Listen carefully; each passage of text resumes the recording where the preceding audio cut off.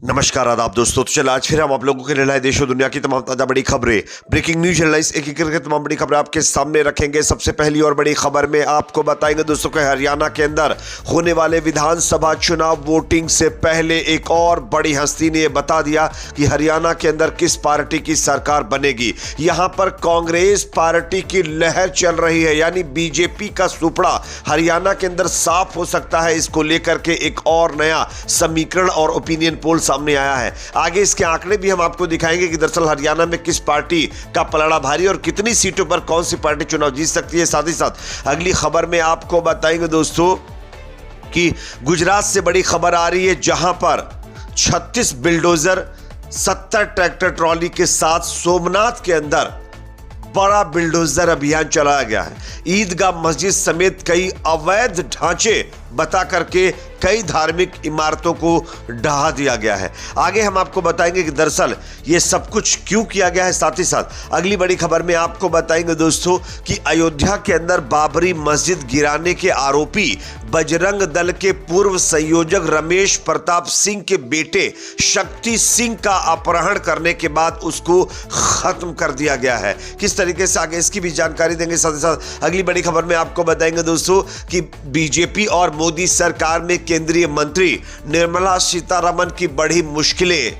यहां पर अब कोर्ट ने निर्मला सीतारमण के खिलाफ एफआईआर के आदेश दे दिए हैं। किस मामले में, इसकी भी जानकारी आपको देंगे। साथ ही साथ अगली बड़ी खबर में आपको बताएंगे दोस्तों कि इजराइल और हिजबुल्लाह के बीच चल रहे मुकाबले में हिजबुल्लाह चीफ हसन नसरल्लाह और उसकी बेटी जैनब अब इस दुनिया में नहीं रहे हैं। इसको इजराइल ने जो है अपनी एक एयर स्ट्राइक करके खत्म कर दिया है और इसको लेकर एक बड़ा खुलासा हुआ है। दरअसल हसन नसरल्लाह को किस तरीके से इजराइल ने टारगेट किया है, इस पर यह नया खुलासा, आगे इसकी भी जानकारी देंगे। साथ ही साथ अगली बड़ी खबर में आपको बताएंगे दोस्तों कि लेबनान पर हमले के बाद ईरान ने अब OIC की बैठक बुला दी है, जिसके चलते पूरी दुनिया में टेंशन बढ़ रही है और अब एक और नए मुकाबले की आहट तेज हो गई है। साथ ही साथ अगली बड़ी खबर में आपको बताएंगे दोस्तों कि ईरान के सुप्रीम लीडर खामेनेई ने तमाम मुस्लिम देशों को एक नया पैगाम भेजा है। अपने पैगाम में इन्होंने क्या कहा है, इनके बयान को भी सुनेंगे। उससे पहले एक छोटी सी रिक्वेस्ट आपसे करेंगे,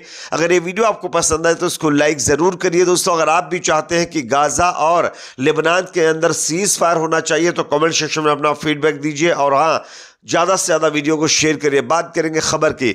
आप सब जानते होंगे हरियाणा के अंदर 90 विधानसभा सीटों के लिए जो है बीजेपी और कांग्रेस के नेताओं ने नाक की लड़ाई बना दी है।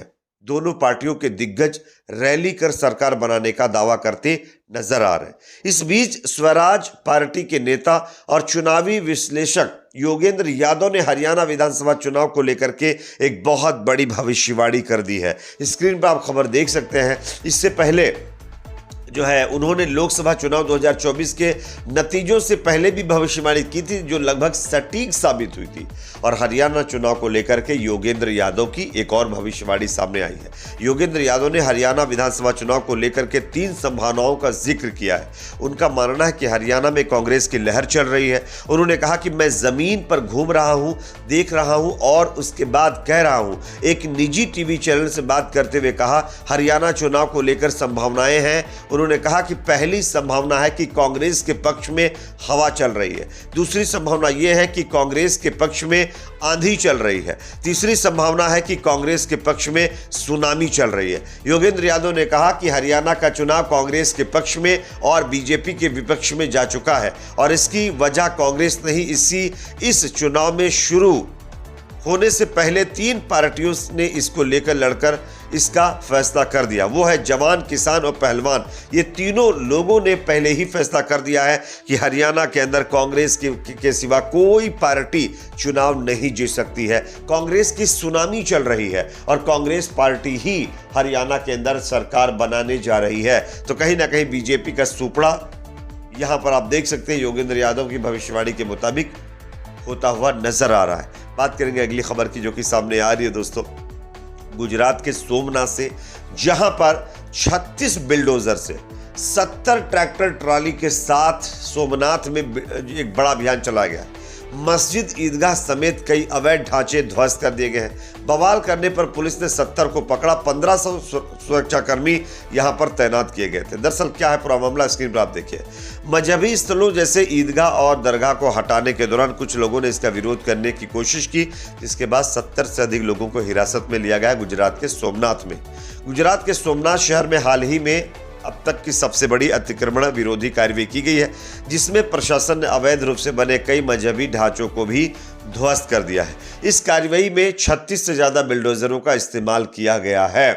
बताया जा रहा है कि गिर सोमनाथ में विशेष रूप से समुद्री इलाकों और पूजा स्थलों के आसपास के अवैध निर्माणों को हटाने के उद्देश्य से ये मेगा अभियान चलाया गया है। मीडिया रिपोर्ट्स के मुताबिक ये विध्वंस अभियान सुबह 5 बजे शुरू किया गया, जिसमें प्रशासन ने भारी सुरक्षा इंतजाम किए थे। पूरे क्षेत्र को पुलिस छावनी में बदल दिया गया ताकि कोई अप्रिय घटना ना हो। मीडिया की एंट्री पर भी बैन लगा दिया गया, जिसके बाद यहाँ पर ये कार्रवाई की गई है।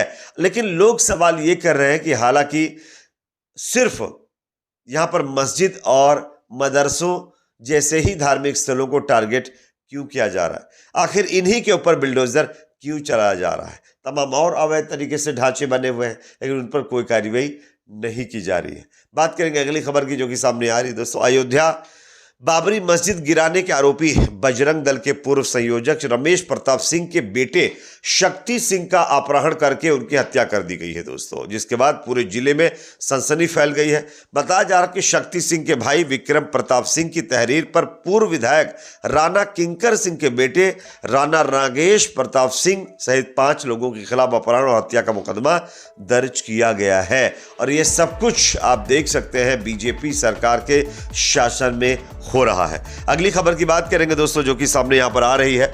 निर्मला सीतारमण अब कभी भी अपने पद से इस्तीफा दे सकती हैं या उनके खिलाफ कोई बड़ा फैसला ले सकता है। दरअसल बेंगलुरु की पीपल्स रिप्रेजेंटेटिव कोर्ट ने केंद्रीय वित्त मंत्री निर्मला सीतारमण के खिलाफ कथित चुनावी बॉन्ड से जुड़ी जबरन वसूली के मामले में एफआईआर दर्ज करने का आदेश जारी कर दिया है। यह आदेश जन अधिकार संघर्ष परिषद के आदर्श अय्यर द्वारा अदालत में की गई शिकायत पर दायर किया गया है। अय्यर ने सीतारमण के खिलाफ कानूनी कार्रवाई की मांग की थी। उन्होंने आरोप लगाया था कि चुनावी बॉन्ड के माध्यम से जबरन वसूली निर्मला सीतारमण ने की है, इसके चलते उन पर कार्रवाई होनी चाहिए। और इसी के चलते कोर्ट ने सुनवाई करते हुए उनके खिलाफ एफआईआर दर्ज करने का आदेश दिया है। अफसोस इस बात का जो बीजेपी अपने आप को एंटी करप्शन पार्टी मानती है, उसी के बड़े बड़े नेता किस तरीके से करप्शन में फंस रहे हैं, ये आप देख सकते हैं। अगला अपडेट जो कि सामने आ रहा है दोस्तों, इजराइल के हमले में हिजबुल्लाह चीफ हसन नसरल्लाह और उनकी बेटी ज़ैनब अब इस दुनिया में नहीं रहे। स्क्रीन पर आप खबर देख सकते हैं। इजराइल ने शनिवार तड़के बेरूत के दक्षिणी इलाके में जोरदार एयर स्ट्राइक किया। इजरायली हमले में नसरल्लाह की बेटी ज़ैनब की भी मौत हो गई है। साथ ही इजरायली सेना ने कहा है कि हिजबुल्लाह चीफ हसन नसरल्लाह भी अब इस दुनिया में नहीं रहे हैं। उनके खत्म होने के बाद अब जो ताज़ा अपडेट वो ये है, पूरे लेबनान के अंदर सन्नाटा पसरा हुआ है। लोग सड़कों पर नहीं आ रहे, सिर्फ हिजबुल्लाह के जो मुजाहिदीन हैं वही सड़कों पर गश्त लगाते हुए नजर आ रहे हैं। बताया जा रहा है कि नसरल्लाह के ऊपर किए गए इस हमले में एक डिप्टी कमांडर जो ईरानी सेना से ताल्लुक रखने वाले थे, वो भी शहीद हो गए हैं। ये अपने आप में इजराइल के द्वारा बहुत बड़ा हमला देखने को मिला है।